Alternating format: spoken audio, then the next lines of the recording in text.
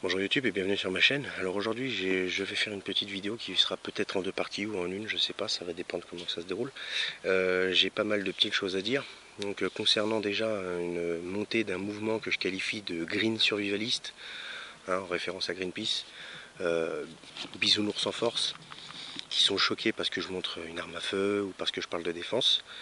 Et d'un autre côté je voudrais aussi donner mon avis sur les groupes survivalistes face aux binômes, parce que ça aussi c'est il y a une montée là-dessus en ce moment d'idéologie là-dessus sur le groupe dans le survivalisme. Voilà, sans groupe t'es qu'une merde, tu crèves.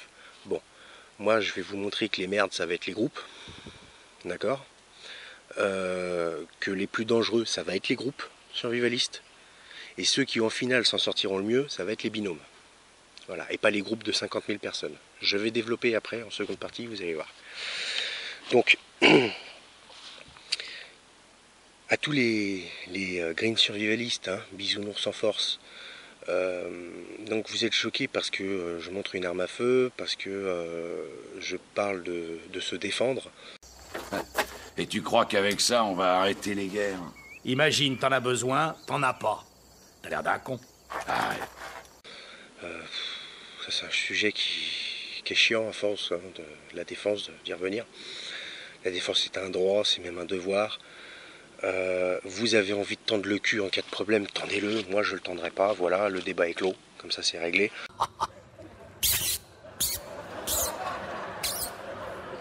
Au-dessus, c'est le soleil. Moi j'ai dans l'optique de me défendre, d'accord. Donc si je vous mets une cartouche dans la gueule, ça veut dire que vous êtes venu me faire chier. Faut se renseigner sur les gens avant d'aller chez eux pour les emmerder. Ouais. Donc voilà. Donc fallait pas, tout simplement. Ensuite, je voudrais vous donner, parce que moi j'ai comme vision du survivalisme, donc si vous me suivez maintenant, vous savez que je fais la différence, le distinguo entre le niveau 1 et le niveau 2. Le niveau 1, personne n'en veut à ma vie. Le niveau 2, c'est chaud, c'est super chaud. Il y a des groupes ou des individus qui pourraient vouloir me flinguer pour me piquer mon riz. Bon. Le survivaliste, c'est quelqu'un qui se construit une barque en attendant la montée des eaux. S'ils s'approchent d'un groupe de naufragés qui sont en panique, qu'est-ce qu'ils vont faire?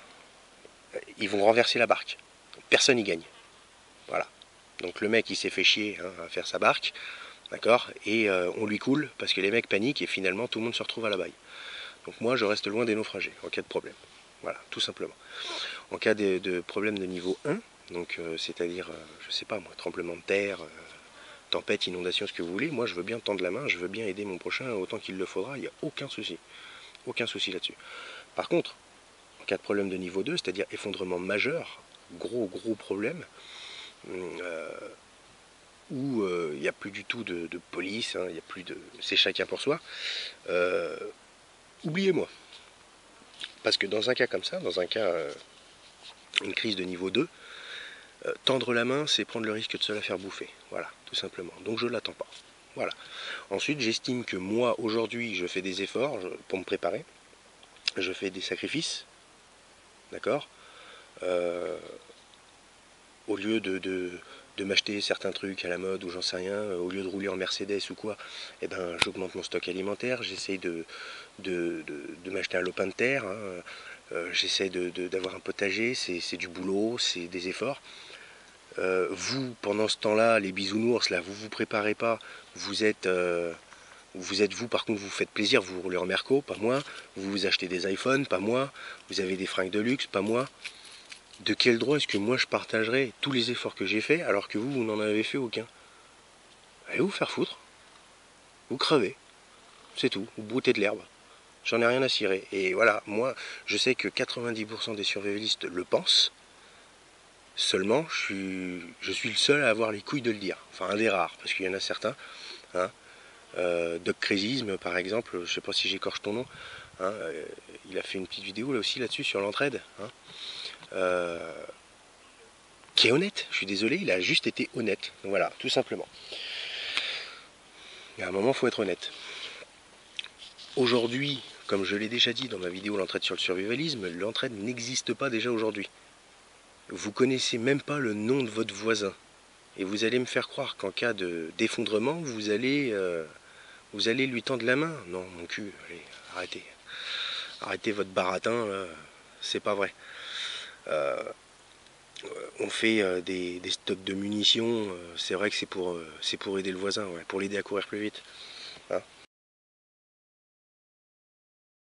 Donc ensuite, maintenant, on va venir les groupes survivalistes. Alors ça, je me régale. En ce moment, j'entends je constate une poussée énorme d'idéologie sur le groupe survivaliste. Si t'es en binôme ou si t'es tout seul, t'es qu'une merde, tu vas crever, t'as rien compris à la survie. Il faut être en groupe, d'accord. Moi je vais vous expliquer que votre groupe il va se casser la gueule dans les premières semaines ou les premiers mois. D'accord? Je vais vous l'expliquer. Que le binôme lui par contre il va tenir. S'il arrive à rester en vie. Donc, le groupe, les groupes survivalistes vont être excessivement dangereux. Pour tout le monde, pour eux-mêmes et surtout pour les autres. Je m'explique. L'effet de meute, le sentiment d'invulnérabilité, le sentiment de non-droit, pas de police, pas de... Voilà. Tout ça associé à un environnement chaotique, déstabilisant moralement, psychologiquement, ça fait de l'humain un barbare, un sauvage. Ça s'est vérifié dans l'histoire, ça se vérifie aujourd'hui avec les milices armées dans les pays abandonnés. Hein. Et ça se vérifiera demain et le jour d'un éventuel effondrement massif. Tout simplement. Voilà, déjà. Le binôme, l'effet de meute, il n'y a pas, lui. Le binôme, on est deux. Ensuite, il va y avoir aussi le sentiment d'invulnérabilité, qui fait qu'on s'expose plus facilement au danger. D'accord? Ben, il n'y a pas dans le binôme, parce qu'on n'est que deux. Si jamais je perds un membre de mon binôme, je suis tout seul. D'accord? Donc je préserve mon binôme, je me préserve moi, mon binôme se préserve lui, me préserve moi. Voilà. Dans un groupe de 25, vous en perdez un, mathématiquement, c'est pas dramatique. 24 ou 25, c'est kiff-kiff. Donc l'individu a une moindre importance, croyez-moi. Là, pour l'instant, vous pensez avec votre vision d'aujourd'hui, hein, ciel bleu, petit oiseau. Quand le ciel s'assombrira, vous aurez une autre vision de la chose. Hein, une vision plus humaine, avec ses instincts bestiaux, ses instincts de survie, ses instincts de prédateur. Faut pas oublier que l'homme est un prédateur, d'accord? Donc vous aurez une autre vision de la chose. Ensuite, le groupe, structurellement, il est beaucoup plus fragile que le binôme, pour une simple et bonne raison. Il y a un mot que vous feriez bien d'apprendre un petit peu, au lieu de jacter sans arrêt sur les groupes survivalistes, c'est un mot, cohésion. Cohésion. Voilà. La cohésion, c'est le ciment d'un groupe. Automatiquement, du fait du sentiment d'invulnérabilité inexistant, il y aura toujours beaucoup plus de cohésion entre un binôme qui, je le rappelle, dans les trois quarts du temps, seront constitués d'époux-épouses, hein, déjà. Donc automatiquement, la cohésion, il y en a beaucoup plus que dans un groupe d'inconnus. Ensuite, il y a un phénomène parce que ceux qui avancent ces théories du groupe survivaliste miraculeux providentiel, vous n'arrivez pas à avoir à plus de 48 heures devant, d'accord? Et vous parlez déjà de survivre à long terme. Il y a un phénomène, c'est les divergences d'opinion, les divergences ethnico-politico-religieuses. Automatiquement, ça va faire éclater le groupe à un moment ou à un autre. Automatiquement. D'accord? Parce que, je suis désolé, là je suis pas en train de parler de racisme ou j'en sais rien, mais personnellement, on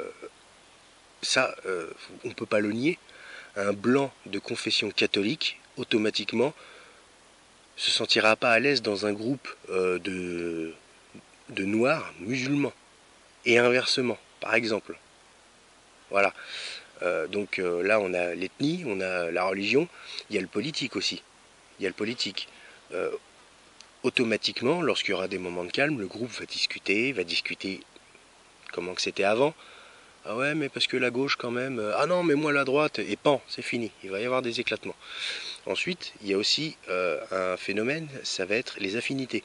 Automatiquement, dans un groupe, il y a des affinités qui vont se créer. Ces affinités vont créer des sous-groupes. Des sous-groupes qui sont des fissures.